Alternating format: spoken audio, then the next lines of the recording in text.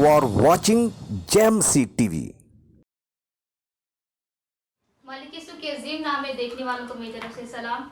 मैं मायरा रियाज आलम और आप देख रहे हैं JMC TV। मैं शुक्रगुजारी करते अपने मालिक यसु की जो हमें ऐसे खूबसूरत मौके फराहम करता है कि हम अपने आप को उसकी खिदमत के लिए तैयार करें। इसी के साथ साथ खुदा के खादम मुबशर युवाब सलीम जो कि मेरे भरे भाई भी हैं, मैं उन्हें दिल की गहराइयों से मुबारकबाद पेश करती हूँ कि उन्होंने JMC TV को लॉन्च किया और उनकी सारी टीम जो JMC TV पर वर्क कर रही है उन्हें मुबारकबाद पेश करती हूँ। आए हम खुदा के खादम से खुदा के कलाम की चंद बातें सीखेंगे। रब्बे कायनात के बहुत ही खूबसूरत, उत्तम, जलाली और फतेहमंद नाम में आप सबों की सलामती चाहता हूँ। आए आज हम खुदा के कलाम में से सीखेंगे पुराने अहदनामा में से तवारीख, दूसरा तवारीख उसका 7वां बाब और 7वें बाब की 13वीं और 14वीं इन दो आयात को मैं आप सबके सामने तिलावत करूंगा। कलामे अक़दस के अंदर कुछ यूं लिखा है, अगर मैं आसमान को बंद कर दूं कि बारिश ना हो या टिड्डियों को हुक्म दूं कि मुल्क को उजाड़ डालें या अपने लोगों के दरमियान वबा भेजूं, तब अगर मेरे लोग जो मेरे नाम से कहलाते हैं खाकसर बनकर दुआ करें और मेरे दीदार के तालिब हों और अपनी बुरी राहों से फिरें, तो मैं आसमान पर से सुनकर उनके गुनाह मुआफ करूंगा और उनके मुल्क को बहाल कर दूंगा। पाक कलाम का पढ़ा, सुना जाना और इस पर अमल किया जाना हम सबों की जिंदगियों के लिए बाइस बरकत साबित हो। आए हम चंद लम्हों के लिए अपनी आंखों को बंद करेंगे, सिरों को झुकाएंगे और एक दुआ करेंगे। आसमान और जमीन को खल्क करने वाले खुदा रब्बे कायनात में आपके इकलौते बेटे अपने मालिक यसु के नाम में आपके कदमों में आता हूं और अपने आप को आपके रूहुल कुद्स के ताबे कर देता हूं। आपकी हिकमत और आपकी रहनुमाई को मांग लेता हूं यसु मसीह के नाम में, आमीन। आज जो हवाला मैंने तिलावत किया है, आज हमारा उन्वान है वबा क्या है।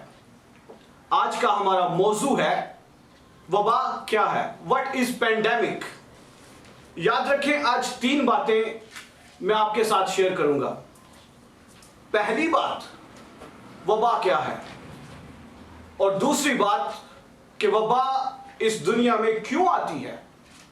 तीसरी और आखिरी बात, वबा जब इस दुनिया में है तो हमने करना क्या है। तो पहली बात, वबा क्या है। याद रखें, ऐसी बीमारी जो जानदारों के लिए उनकी जान का खतरा बन जाए उसे वबा कहते हैं। और याद रखें, इस वबा के लिए उर्दू जुबान में बाइबल के अंदर लफ्ज मुसीबत भी इस्तेमाल किया गया है, मरी पड़ना भी इसके लिए इस्तेमाल हुआ है। इंग्लिश में पेस्टिलेंस, बेग, पेंडेमिक और एपिडेमिक इसके लिए लफ्ज जो हैं वो इस्तेमाल किए गए हैं। और याद रखें, ये जो कोविड-19 कोरोना वबा है, जो एक आलमी वबा बन चुकी है, ये इस दुनिया में आने वाली कोई पहली वबा नहीं है। इससे कबल 250 एपिडेमिक और पेंडेमिक वबाएं इस दुनिया में आ चुकी हैं। याद रखें, आजकल मुख्तलिफ न्यूज़ चैनल्स पर मुख्तलिफ एंकर्स जो हैं वो ये स्टेटमेंट दे रहे हैं कि कोरोना से डरना नहीं, कोरोना से लड़ना है। याद रखें, अगर कोरोना वायरस, अगर ये वबा खुदा की तरफ से है तो क्या हम इसके साथ लड़ सकते हैं। याद रखें, इस दुनिया का जो तख्लीककार है वो आपका और मेरा मालिक है, वो रब्बे कायनात है। उसने इस पूरी दुनिया को, पूरी खल्क को खल्क किया है। He is a creator. याद रखें, अगर इस दुनिया में वबा उसकी मर्जी से आती है तो फिर उसी ही की मर्जी से वबा इस दुनिया से वापस जाती है। इंसान वबा के साथ फाइट नहीं कर सकता, इंसान इस वबा के साथ नहीं लड़ सकता। अगर वो रब्बे कायनात है, तो याद रखें उसकी मर्जी और उसकी रजामंदी के बगैर इस दुनिया में एक पत्ता भी नहीं हिल सकता। और अगर उसकी मर्जी और रजामंदी के बगैर इस दुनिया में एक भी पत्ता नहीं हिल सकता, तो फिर ये जो वबाएं हैं ये भी उसकी मर्जी के बगैर इस दुनिया में नहीं आती। तो फिर एक बिलीवर होने के नाते, बाइबल के स्टूडेंट होने के नाते हमारी स्टेटमेंट क्या होनी चाहिए? दुनिया की स्टेटमेंट है कि कोरोना से डरना नहीं, कोरोना से लड़ना है। लेकिन बाइबल के फॉलोअर्स होते हुए हमारी स्टेटमेंट ये होनी चाहिए कि खुदा से डरना है और अपने गुनाहों का इकरार करना है। दूसरी बात, वबा क्यों इस दुनिया में आती है? तो याद रखें, जब इंसानों ने खुदा को बहुत गुस्सा दिलाया है तब वबा इस दुनिया में आती है।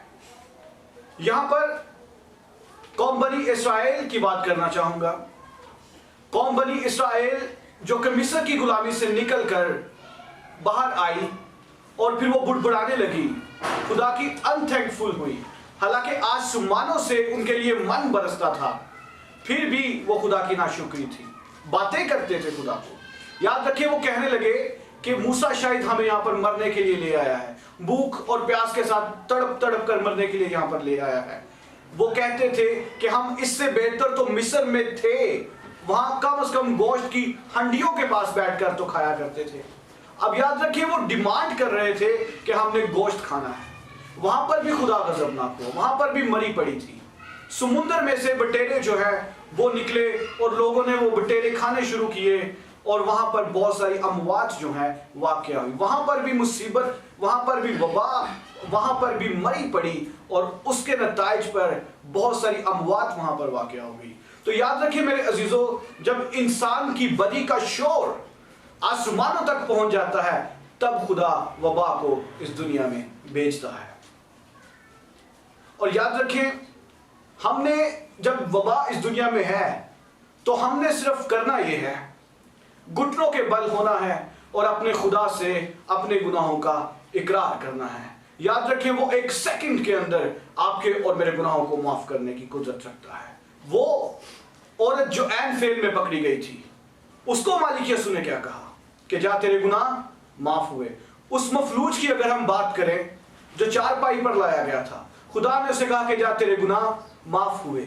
याद रखें, आपके और मेरे मालिक यीशु के अंदर यह खूबी पाई जाती है कि वो एक सेकंड के अंदर हम सब के गुनाहों को माफ करने की कुदरत रखता है। तीसरी और आखिरी बात, वबा इस दुनिया में है तो हमने करना क्या है? तो याद रखें, जब वबा इस दुनिया में है तो हमने करना यह है कि डॉक्टर की हदायत पर भी अमल करना है। डॉक्टर्स और फिजिशियंस को हिकमत किसने दी है? आपके और मेरे यीशु ने। इल्म हमें दे दिया गया है थ्रू न्यूज चैनल्स।